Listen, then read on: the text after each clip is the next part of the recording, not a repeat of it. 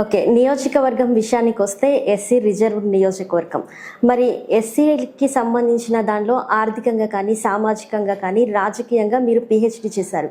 So Jagan ఇచ్చే సంక్షేమ పథకాల మీద మీ ఒపీనియన్ ఏంటి? అంటే ఇవి సంక్షేమం కోరుతున్నాయా లేదా సోమరితనంగా మారుస్తున్నాయా అంటారు?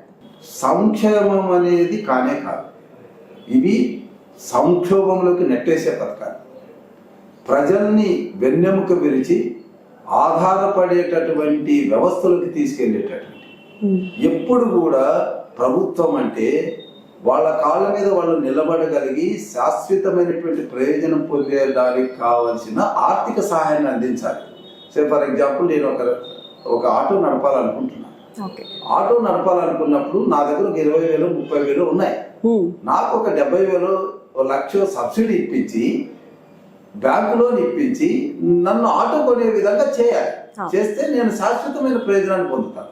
అంతేగాని నువ్వు ఆటో డ్రైవింగ్ తీసుకొచ్చుకో, నేను 10,000 ఇస్తాను, ప్రతి సంవత్సరం నేను 10,000 ఇస్తానంటే 10,000 దేనికి వస్తాయి?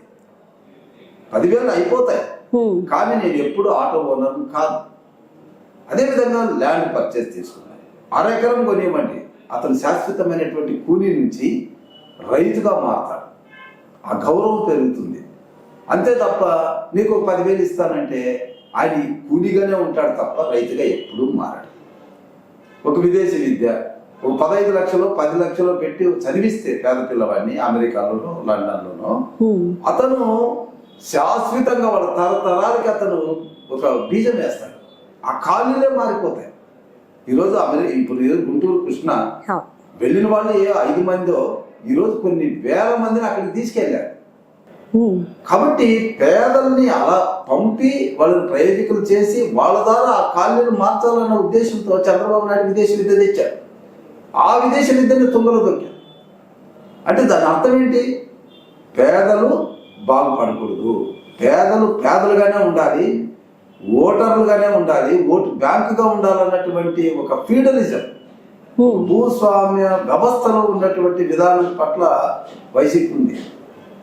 సమాజం ఉండాలి, ప్రజలందరూ బాగుండాలి, ప్రజలందరూ వాళ్ళ కాళ్ళ మీద వాళ్ళు నిలబడాలి అన్నటువంటి విధానం చంద్రబాబు నాయుడు గారి.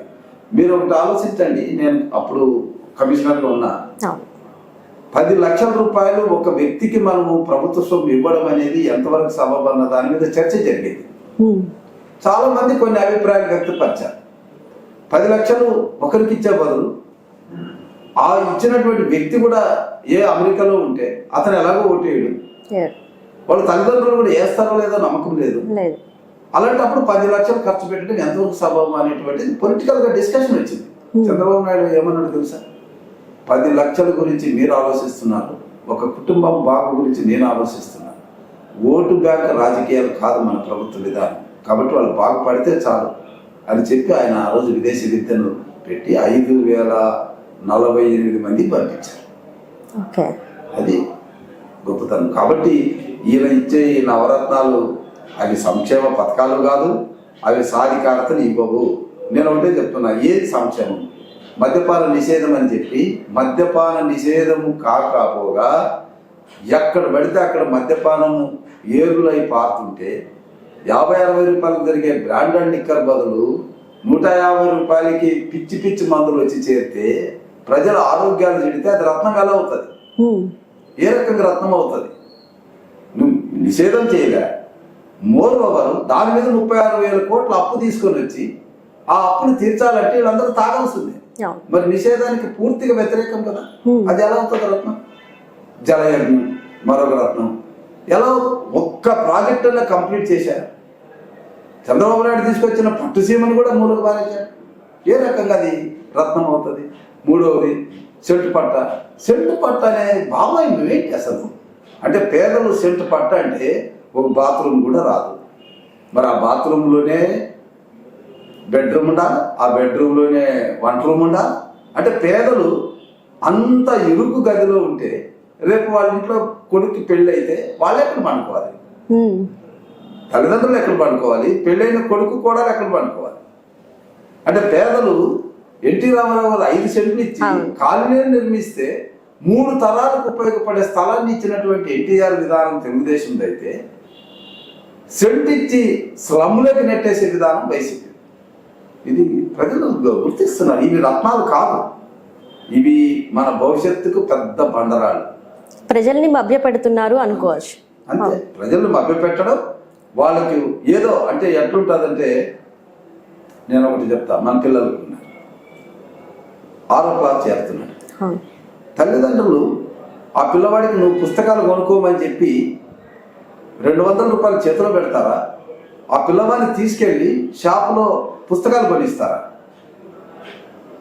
ఏ తల్లిదండ్రులైనా పుస్తకాలు కొనిస్తారు, డబ్బులు ఇవ్వరు. డబ్బులు ఇస్తే పిల్లవాడికి సంతోషమే, కానీ అది దుర్వినియోగం అవుతుంది అన్నటువంటి ఆలోచన తల్లిదండ్రులకి. అదే ఆలోచన ప్రభుత్వానికి కూడా ఉండాలి. ప్రభుత్వం అంటే తల్లిదండ్రులతో సమానం. ప్రభుత్వం ఏం ఆలోచించాలి? అమ్మఒడి, ఆ రోజుల్లో స్కాలర్షిప్లు, ఫీజు రియంబర్స్మెంట్లు డైరెక్ట్గా ఇన్స్టిట్యూషన్స్లో ఇచ్చి వాళ్ళ భవిష్యత్తుకు డోకా లేకుండా చదివించాం. ఈరోజు ఆ అమ్మఒడి ఇచ్చేసి నాన్నబుడ్డికి డైవర్ట్ అయిపోయి నేను ఈరోజు చెప్తున్నా, ప్రతి చోట అడుగుతున్నాం, ఏ ఒక్క తల్లి కూడా అమ్మఒడి పొందిన తల్లి తన బిడ్డకు ఒక పెన్ను కానీ ఒక డిక్షనరీ కానీ 25 రూపాయలు చేసే ఒక డిక్షనరీ కూడా కొనివ్వలేని పరిస్థితి. ఆ డబ్బు వస్తే సెల్ ఫోనో లేకుంటే బట్టలో లేకుంటే నాన్న బుడ్డికో వెళ్తుంది తప్ప పిల్లల చదువులకైతే కాదు.